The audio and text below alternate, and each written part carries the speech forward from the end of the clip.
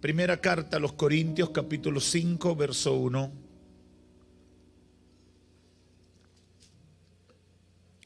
Dice la Escritura: de cierto se oye que hay entre vosotros fornicación, y tal fornicación cual ni aun se nombra entre los gentiles, tanto que alguno tiene la mujer de su padre. Y ustedes estáis envanecidos. ¿No debieran más bien lamentarse para que fuese quitado de en medio de ustedes el que cometió tal acción? Pueden tomar asiento.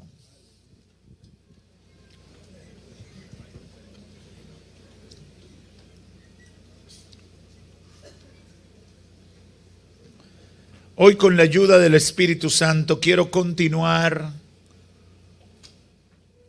sobre este tema que comenzamos esta mañana, que hemos titulado La Iglesia, el cuerpo de Cristo, segunda parte, donde hemos estado reflexionando sobre lo que el Espíritu Santo puso en el corazón del apóstol Pablo para la iglesia de Corinto, a quienes le declara esta verdad: la iglesia es el cuerpo de Cristo.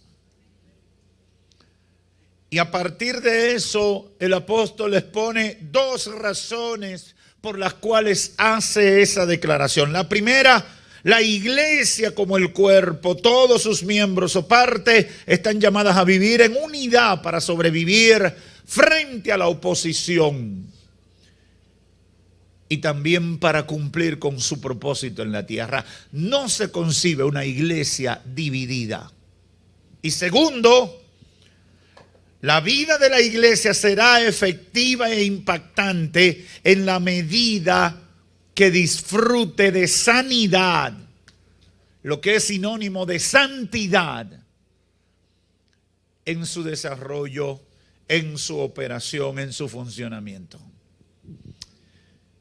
Esta mañana hablamos de la unidad y resaltamos que para el apóstol Pablo tenía una clara intención de que esos hermanos entendieran que unidad no era sinónimo de uniformidad, sino que había variedad de partes como de funciones y que todos tenían importancia capital en el funcionamiento del cuerpo.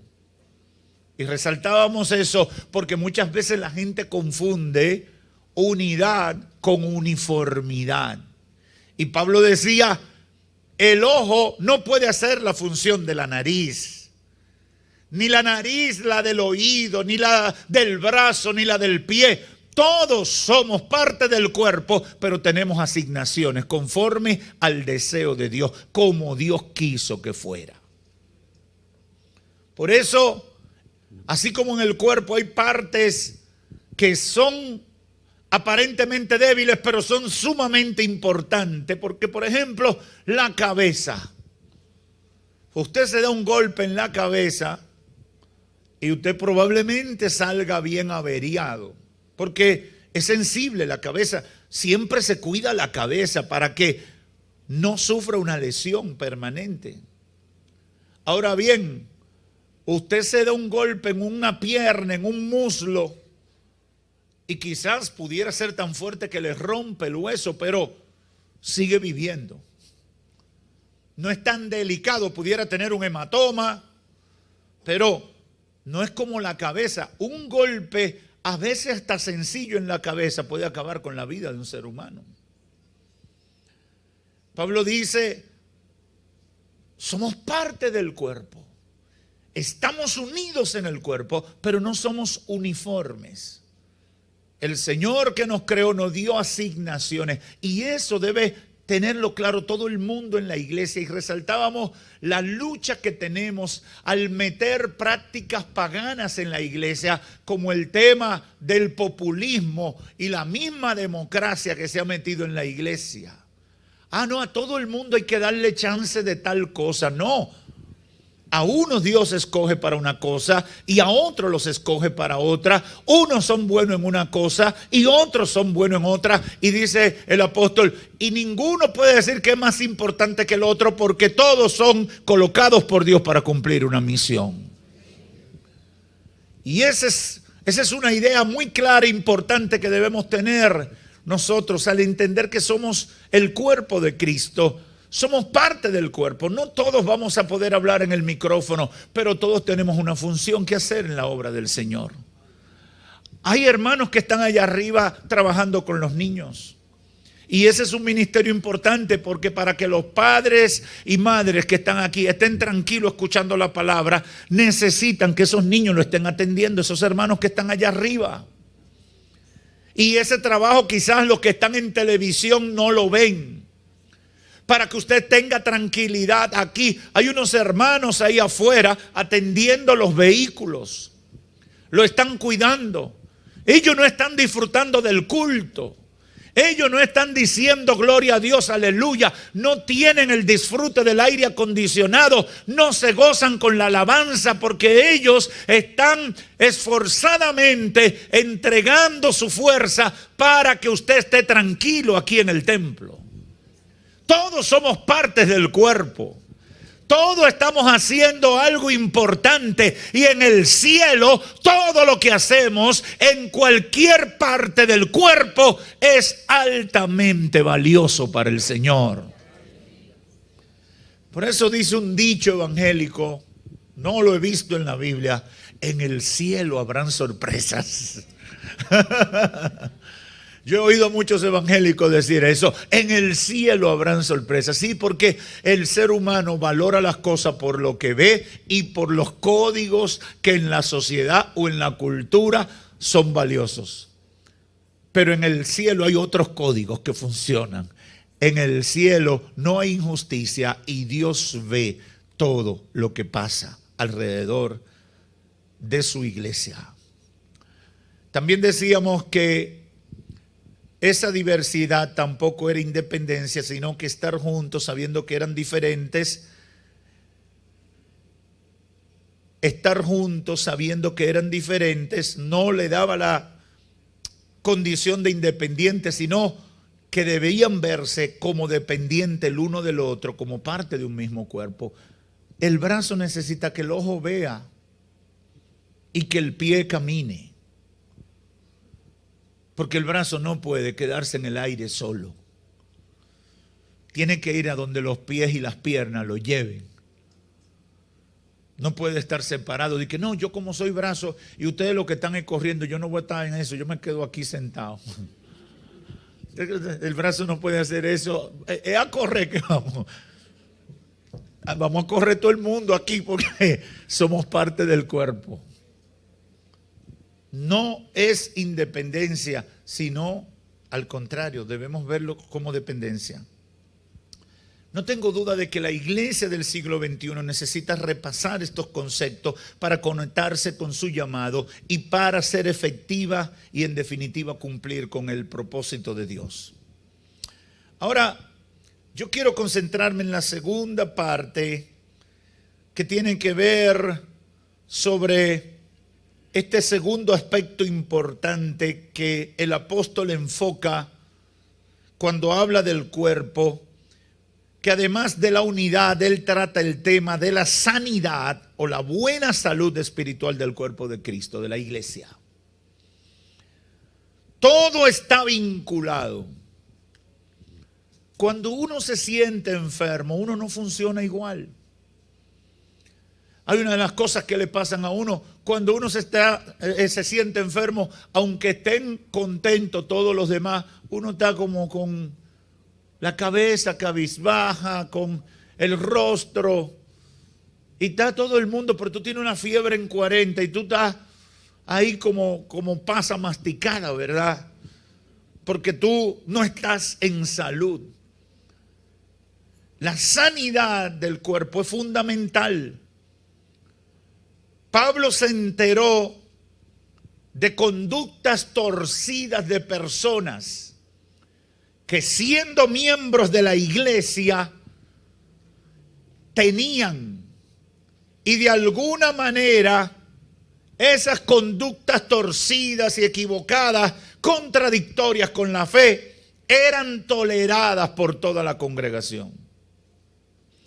Y aquí en los versos que leímos del capítulo 5 de la primera carta a los Corintios, dice: de cierto se oye que hay entre ustedes fornicación. Y tal fornicación, y traduzca fornicación como inmoralidad sexual, porque esa es la verdadera traducción.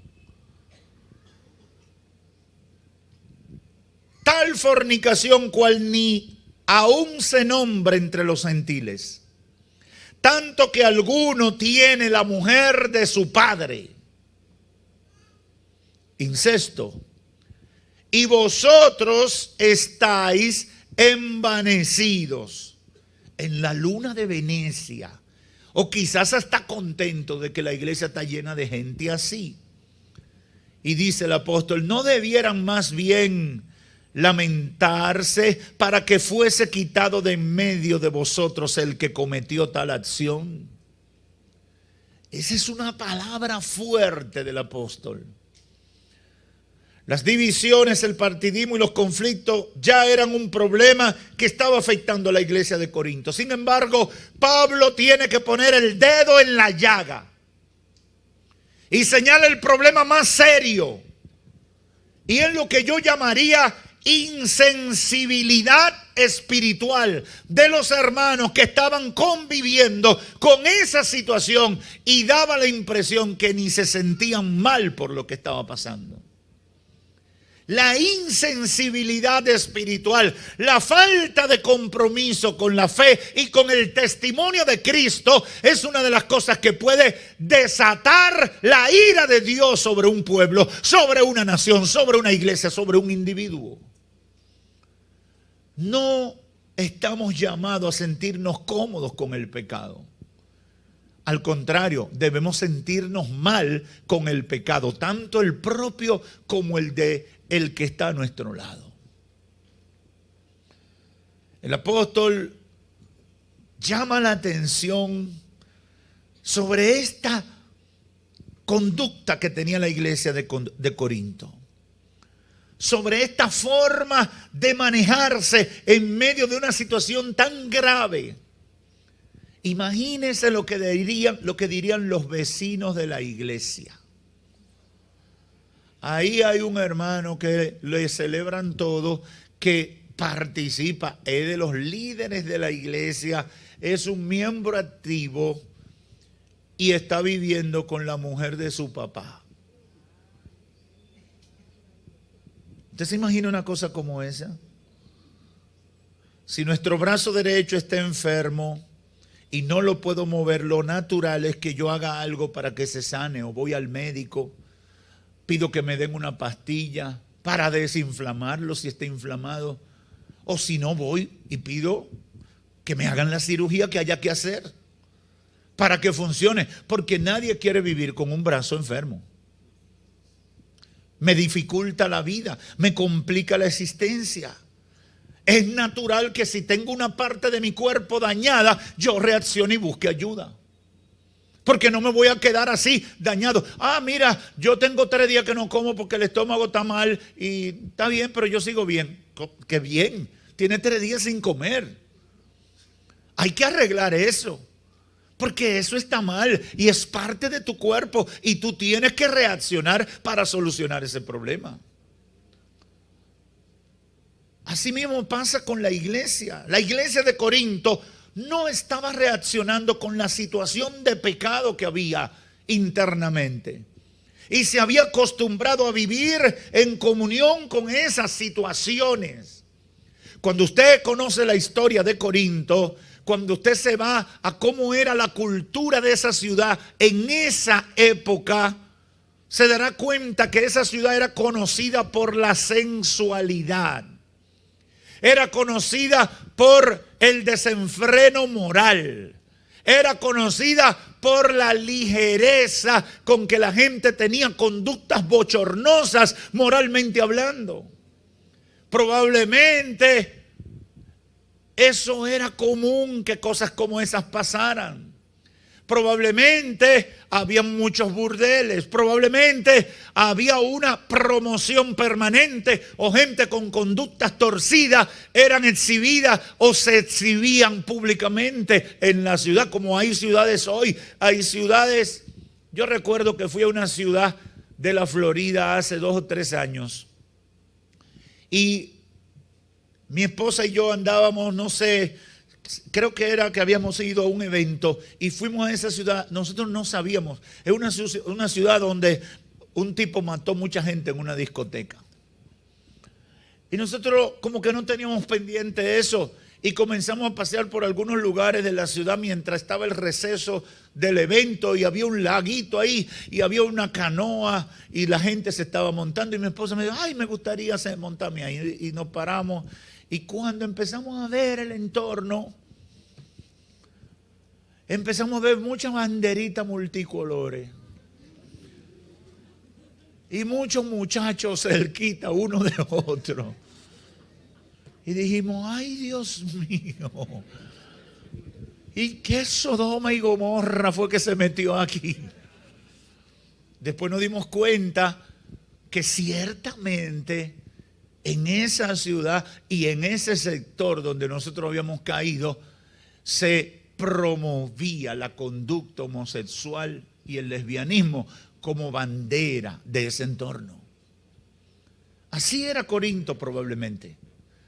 Era seguro aprobado toda esa forma, esa inconducta moral, esa forma depravada de vivir, y habían líos de todo tipo, me imagino. Quizás era como la zona rosa de Ámsterdam. Y en muchas capitales del mundo las hay.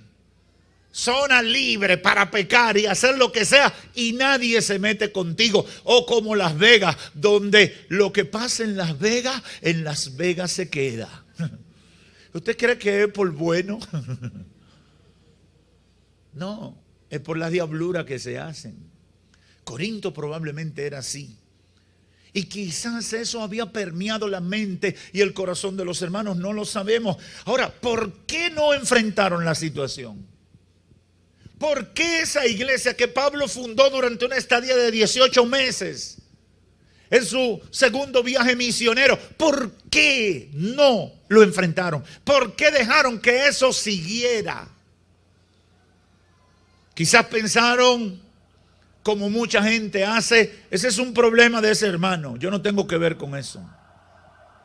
Quizás pensaron, yo no estoy para juzgar. Esa es una muletilla que se usa mucho hoy en día. Quizás otros dijeron, es mejor que esté ahí en la iglesia y no que termine de irse al mundo, porque ahí es que se va a terminar de perder. Algún dirigente quizás pensó y dijo, no es bueno que se vaya el hermano ni que lo saquemos, porque se puede ir para otra iglesia. Y quizás alguno que bregaba con la finanza o había sido testigo de una buena ofrenda del hermano dijo, bueno, tengan ese hermano ahí tranquilo para que las finanzas de la iglesia se mantengan sanas, porque ese hermano hace un valioso aporte a la congregación. No sabemos. Lo cierto es que lo toleraban. Toleraban que esa persona, con esa mala conducta y con ese mal testimonio que era conocido de todo el mundo, se quedara como parte principal o como alguien notorio dentro de la iglesia. Muchas cosas podríamos decir, pero lo cierto es que no había preocupación por la salud espiritual de la iglesia. El apóstol reacciona y hace una serie de recomendaciones que es la parte central de lo que el Espíritu Santo puso en mi corazón. Número 1, el apóstol Pablo dice, confronten a ese hermano.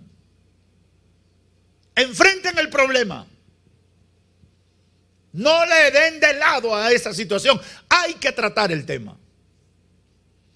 Mire cómo dice el verso 4. En el nombre de nuestro Señor Jesucristo, reunidos ustedes y mi espíritu, con el poder de nuestro Señor Jesucristo, el sinvergüenza, sea entregado a Satanás para destrucción de la carne, a fin de que el espíritu sea salvo en el día del Señor Jesús. Pablo está diciendo, confróntenlo y hagan lo que tengan que hacer para que ese hermano entienda que la sanidad de la iglesia es importante y que él no puede tener una conducta como esa llamándose cristiano. Hoy muy pocas iglesias se preocupan por la salud del cuerpo de Cristo. Hoy muy pocos se preocupan por confrontar a quienes viven en pecado, claramente identificándose como cristianos, posiblemente por las mismas razones que no lo hacían los corintios. Pablo dice, confronten a ese hermano para que esa conducta carnal sea vencida y ese hermano tenga esperanza de salvarse, porque si usted al pecador no le dice que está mal, nunca tendrá esperanza de cambiar. Hay muchas iglesias hoy en día que eliminaron el tema de la disciplina para no perder miembros. Y si hay algo fundamental para ayudarnos es que nos confronten con nuestro pecado, porque la confrontación nos ayudará a levantar la cabeza y a reaccionar frente a nuestra mala conducta. Pablo dice, confróntenlo para que esa conducta carnal sea vencida y ese hermano tenga esperanza de salvarse. Es una triste realidad que los valores del mundo hayan permeado a muchas iglesias hasta el punto de tolerar el pecado sin reaccionar.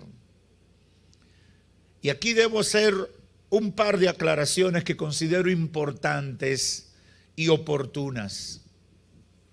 Debemos aclarar que esto no se refiere a un hermano que cometió un error y se arrepintió y está en el proceso de recuperación. No se refiere a eso. Tampoco se refiere a un pecador que practica toda clase de pecado y está visitando la iglesia porque siente necesidad de Dios. La escritura es muy clara y en el verso 9 en adelante Pablo aclara, estoy siendo tan duro, pero no es contra cualquier persona. Os he escrito por carta que no se junten con los fornicarios, no absolutamente con los fornicarios de este mundo, o con los avaros, o con los ladrones, o con los idólatras, pues si así fuera, sería necesario salir del mundo. Es decir, si usted dice, no me voy a juntar con los pecadores, usted tiene que vivir en el cielo. Porque pecadores hay por todas partes.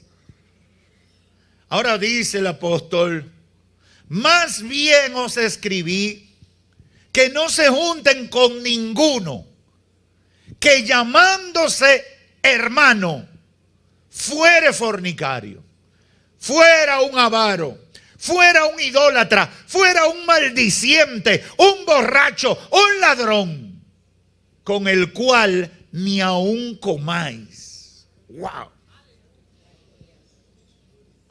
Con el cual ni aún se sienten a la mesa, por traidor, por falso, por engañador. Es fuerte la medida, pero es curativa.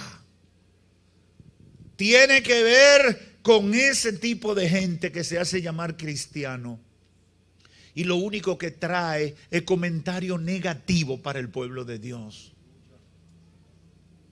A mí me duele tanto y una de mis grandes preocupaciones, una vez prediqué una serie de mensajes aquí, he predicado 2 mensajes, los malos cristianos, hace un tiempo. Pero vivo con frecuencia enfrentando y conociendo situaciones de gente que ha quedado herida, gente que se ha apartado de la fe, gente que se ha alejado del evangelio, gente que aunque en un momento quiso buscar de Dios, hoy está retirado. ¿Por qué? Por el mal testimonio de muchos que se llaman cristianos. Y eso quiere decir que tenemos una gran responsabilidad, porque nuestro mal comportamiento, sin temor de Dios, sin reconocimiento de nuestros errores y tratando de pasar camuflajeado como gente santa cuando no lo somos, Le estamos haciendo un flaco servicio al evangelio y estamos trayendo deshonra al nombre de Cristo. Estamos ofendiendo a Dios. Y la iglesia del siglo XXI tiene que reaccionar en este sentido. Podemos hablar de amor. Podemos hablar de restauración. Podemos hablar de amor y oportunidad y una segunda oportunidad al pecador. Eso no está en juego. El problema es de aquellos que quieren mantener fachada de cristiano, cuando en verdad son pecadores consuetudinarios. Por eso es tan fuerte la palabra. Y en el verso 5 Pablo hace la segunda parte de la recomendación. Dice, deberían expulsar a ese hermano. Para aquellos que dicen que la iglesia no puede hacer eso. Verso 5. El tal se ha entregado a Satanás para destrucción de la carne, a fin de que el espíritu sea salvo en el día del Señor.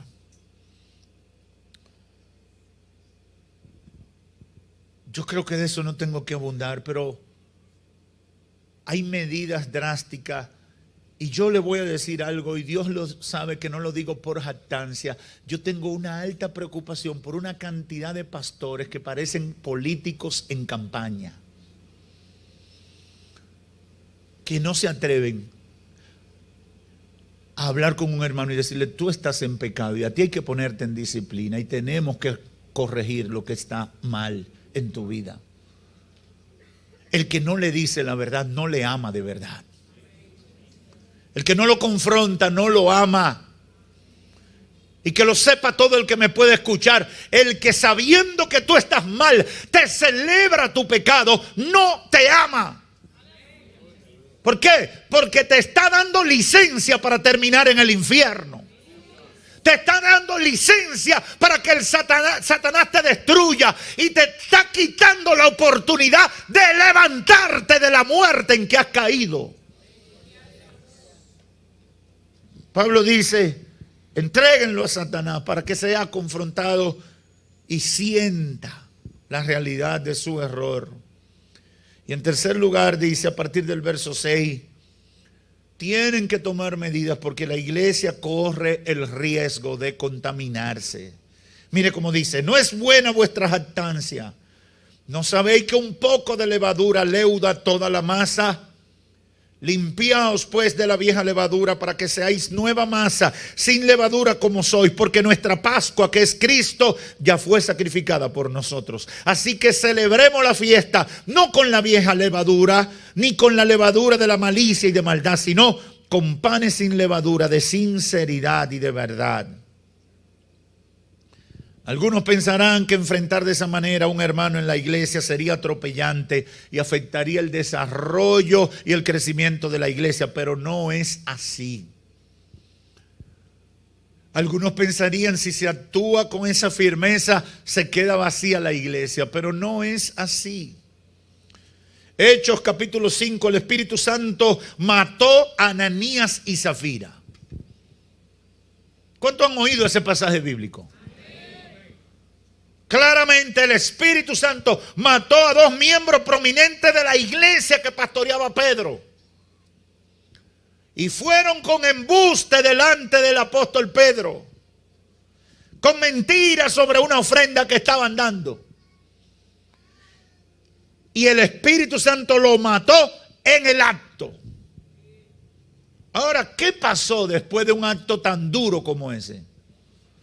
Verso 11, y vino gran temor sobre toda la iglesia. Claro, cualquiera se asuste. ¿Usted se imagina que el Señor decida matar hoy en todas las iglesias todos los habladores? Sería un buen negocio poner funeraria y cementerio privado. ¿Qué pasó? Vino gran temor sobre toda la iglesia y sobre todos los que oyeron estas cosas. Y por la mano de los apóstoles, y ahí viene lo bueno, se hacían muchas señales y prodigios en el pueblo. Y estaban todos unánimes en el pórtico de Salomón. De los demás, ninguno se atrevía a juntarse con ellos. mas el pueblo los alababa grandemente. Le cogieron miedo a los cristianos. Y los que creían en el Señor, mire, aumentaban más. Gran número así de hombres como de mujeres. Empezó la gente a convertirse. Y a convertirse de verdad. A convertirse de verdad, porque Dios estaba en esa iglesia. El poder de Dios se manifestaba en esa iglesia.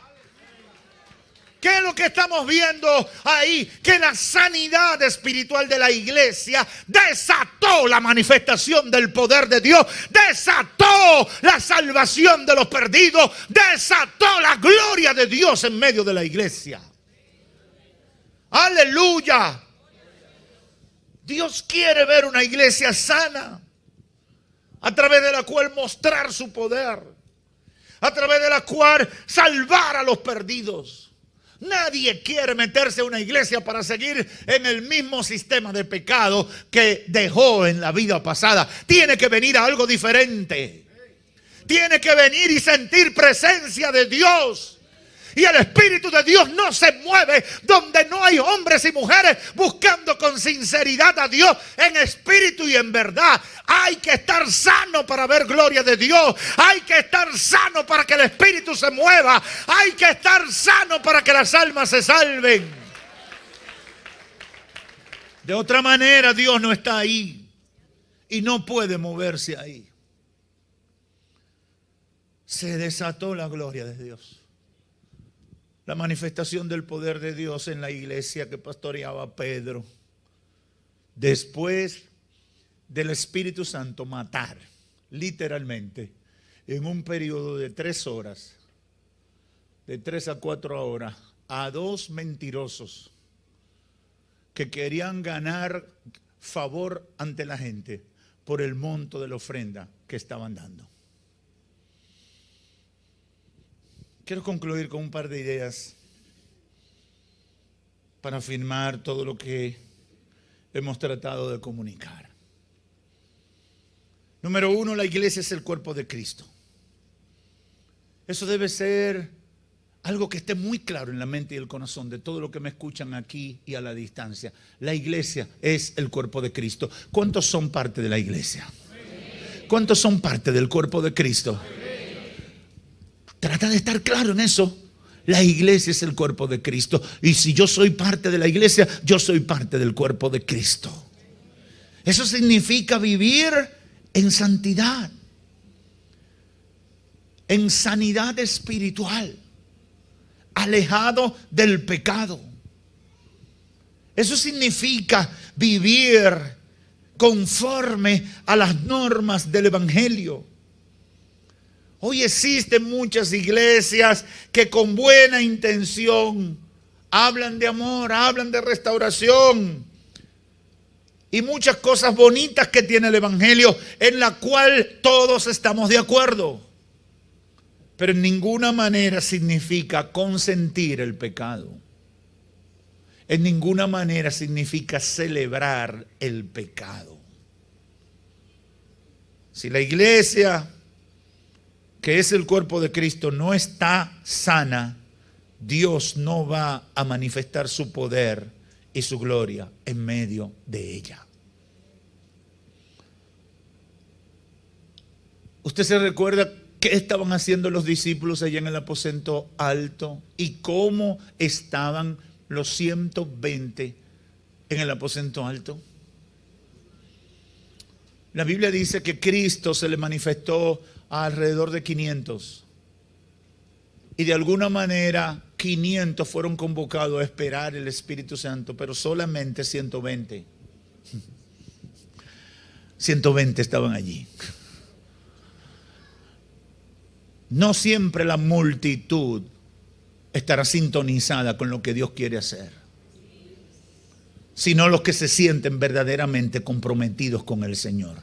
Y es con eso que Dios va a manifestar su gloria y su poder. 120 impactaron al mundo de tal manera que hoy nosotros somos cosecha de esos 120 que fueron llenos del Espíritu Santo el día de Pentecostés en el siglo I.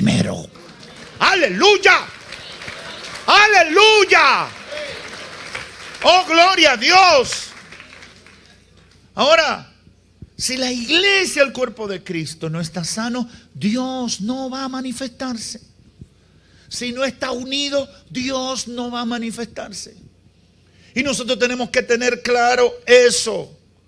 Si no estamos unidos y si no estamos sanos, viviendo en santidad, no habrá gloria de Dios. Si queremos gloria de Dios, necesitamos que el cuerpo esté unido y sano, trabajando en la misma dirección. Es oportuno recordar que el apóstol Pablo era el fundador de la iglesia de Corinto y él tenía autoridad para corregir y amonestar a la iglesia.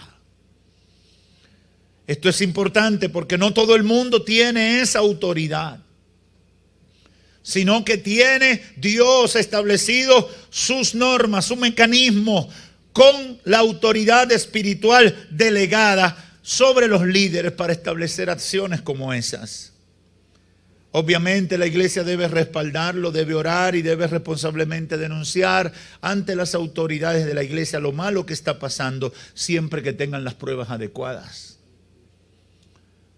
Yo me sorprendo con la actitud de los cristianos del siglo XXI que no quieren calentarse. ¿Usted ha oído eso? No, yo no me quiero calentar. Y aparece un individuo que está haciendo y deshaciendo en la iglesia y hay 20 hermanos que lo saben y pueden haber hasta líderes entre ellos, pero no lo denuncian porque no se quieren calentar. O fulano es mi amigo. Tú puedes ir donde tu amigo y decirle: amigo, tú estás mal. Yo te amo. Yo quiero que te salves. Y debemos trabajar esto para que se resuelva. Ahora, a ti hay que ponerte en disciplina porque tú estás en falta. Y no puedes continuar con esa conducta. Y eso es un amigo de verdad. Ese es un amigo identificado con esa persona porque quiere su salvación, no quiere que Satanás se lo lleve. Y decirle: si tú sigues, esto tenemos que llevarlo delante del pastor. El pastor tiene que estar al tanto de lo que está pasando contigo. Las autoridades de la iglesia deben estar al tanto de lo que está pasando contigo, porque si no, no te van a poder ayudar y tampoco tú vas a ser un buen ejemplo de la iglesia de cara a los que te conocen. Esa es la actitud correcta, pero la mayoría de los creyentes de hoy no quieren calentarse, no quieren asumir responsabilidad, no quieren denunciar el pecado. Yo no te estoy diciendo que atropella a tu hermano, porque se ha confundido eso. Y como yo no soy de los que atropella, yo no digo nada. No, ni una cosa ni la otra. Yo te amo, te hablo y te ayudo. Pero eso no se puede quedar así. Porque si Cristo viene, te vas a quedar, te vas a ir al infierno con ropa de creyente. Terminarás en el infierno con ropa de cristiano, creyendo todos los hermanos. Y allá en la boda del Cordero preguntaréis: pero ven acá, hay Juanico. No está aquí, no, pero yo lo veo allá en el infierno cogiendo candela.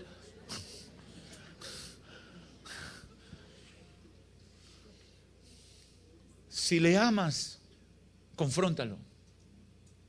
Si le amas, dile que está mal. Hay mucha gente que no quiere que se hable de disciplina en las iglesias. Y el objetivo de la disciplina es restauración.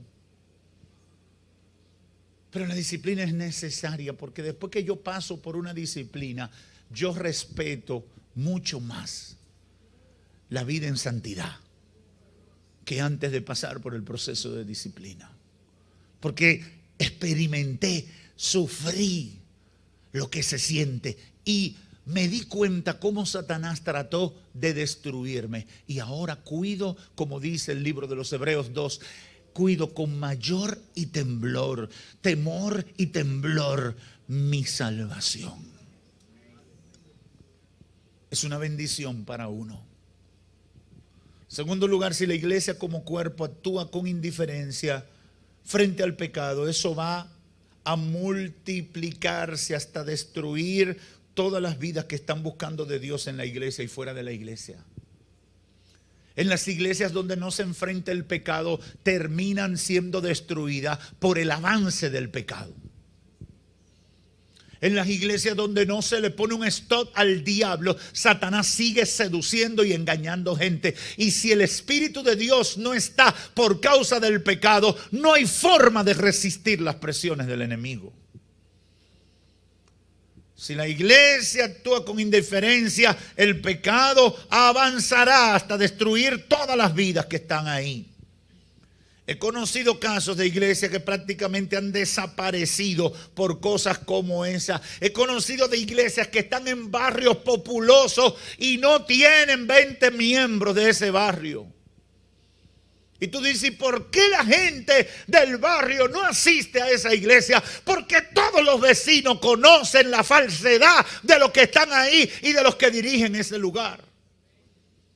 Y no hay forma de que tú los invites a buscar de Dios, porque el corazón se le ha cauterizado, se le ha cerrado frente a la pecaminosidad y a la falsedad de aquellos que, llamándose cristianos, no dan testimonio de cristiano.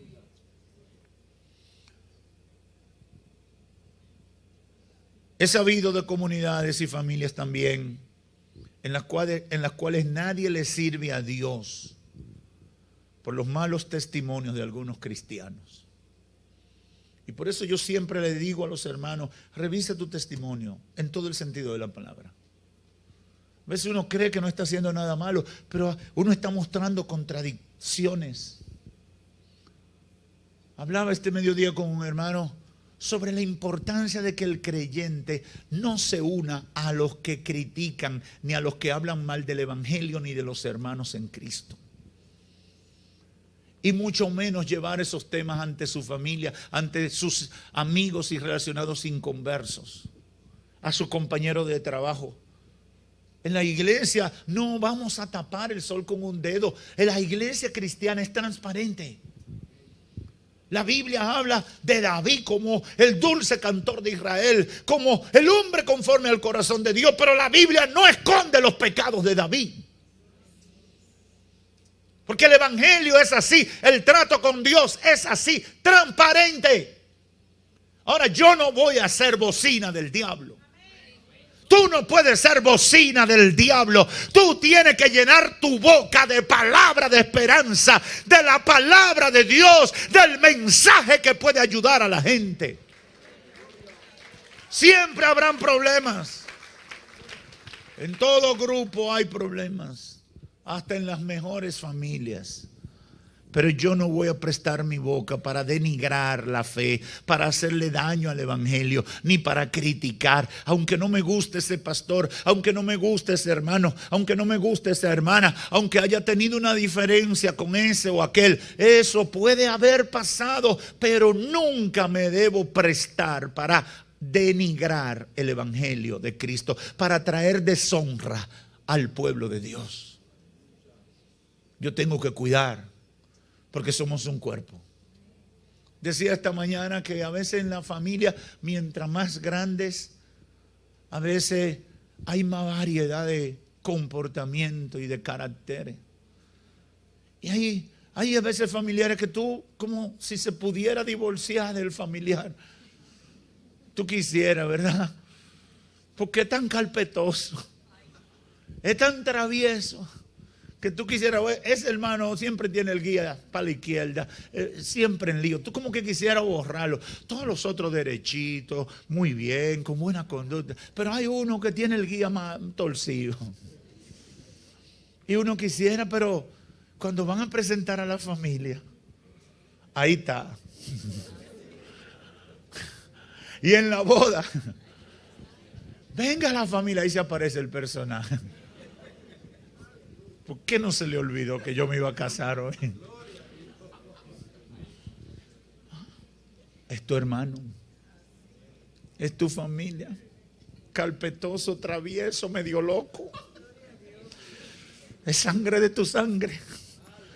Así tiene que ser con el cuerpo de Cristo, con la familia de la fe. Hay hermanitos que cualquiera no quiere decir que evangélico donde ellos están. Porque son tan desorden. Hacen tanta travesura que a veces uno va y que, bueno, yo soy cristiano, pero no como es. Porque uno se siente mal, pero no hable mal del cuerpo de Cristo. ¿Tú has visto lo lindo que se ve el codo atrás? ¿Cuánto has visto lo lindo que es el codo atrás? Arrugadito, cenizo. Tírale una foto al codo atrás, en la parte de atrás de tu codo. Tírale una foto para que tú veas qué bella. Pero es parte de tu cuerpo. Y déjame decirte, mientras más arrugadita está, funciona mejor porque está más elástica. Y te funciona mejor el codo. Tienes que convivir con esa parte feíta. Porque es parte del cuerpo. Hay que aprender a vivir con los hermanitos carpetosos, con los hermanitos que no se portan bien, confrontarlos, decirles sus verdades y seguirlo queriendo. Porque son parte del pueblo de Dios. No podemos vivir con indiferencia, con el pecado que se exhibe y hasta se promueve por gente que se identifica como cristiano. Pablo dice, reaccionen. Yo estoy unido con ustedes para que lo confronten y si es necesario, separen a ese hermano de la iglesia. ¿Por qué? Porque precisamente es la manera de ayudarlo para que sea salvo. Por último, debo decir que, número uno, la iglesia cristiana para su fundador es inadmisible que se encubre el pecado. Para Cristo no debe haber una admisibilidad del pecado. No vamos a matar al pecador, queremos que se salve, queremos ayudarle. Lo que no puede haber es hipocresía, falsedad. ¿Se recuerdan a Cristo allá frente a los acusadores de la mujer adúltera? ¿Cómo resolvió Cristo la turba? El que esté libre de pecado, tire la primera piedra.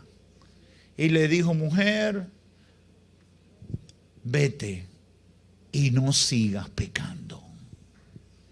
Amor, confrontación, reconocimiento, pero restauración verdadera. Ahora, ¿cuál fue el problema de los que acusaban a la mujer? Eran unos hipócritas, porque se proyectaban como santos cuando ellos sabían que eran unos perfectos diablos. Por eso en la oración del pecador, del publicano y el fariseo, Jesús dice, la que escuché fue del pecador que reconoció que era pecador. Aleluya. El que vino delante de Dios diciendo, yo soy santo, soy bueno, gracias Señor porque yo soy un siervazazazo, cuando en la verdad era un perfecto hipócrita. No le llegó al Señor, pero el hombre que vino humillado y dijo, Señor, yo no me merezco estar delante de tu presencia porque yo he pecado y soy malo, he sido malo, pero por favor ten misericordia de mí, sé propicio a mí que soy un pecador. Dice el Señor, esa oración llegó, esa oración se escuchó en el cielo porque vino con la verdad, vino sinceramente. Al final eso es lo que Dios quiere. Y eso es lo que debe haber en la iglesia, pecadores arrepentidos, reconocedores de sus debilidades, reconocedores de su falta, que no están con fachada religiosa, sino que están con sinceridad admitiendo su falta y pidiéndole a Dios que lo ayude, porque quieren dar la medida que Dios exige. Eso va a desatar el poder de Dios sobre tu vida, sobre tu familia y sobre todo lo que tú haces. La iglesia cristiana, para su fundador, no puede admitir ni encubrir el pecado. La obra de Satanás, en segundo lugar, es enfermar la iglesia y por eso los que son parte del cuerpo deben estar alerta. Satanás quiere tener a la iglesia enferma para que no funcione. Es más efectiva para el diablo una iglesia enferma que enfrentar a una iglesia de manera contundente. Las persecuciones nos multiplican, pero las iglesias enfermas nos destruyen. Un mal testimonio es más destructor que un enemigo declarado del evangelio. En tercer lugar, toda esta batalla es la realidad de la guerra espiritual. ¿Por qué Satanás le entró a la iglesia de Corinto? Porque era una victoria.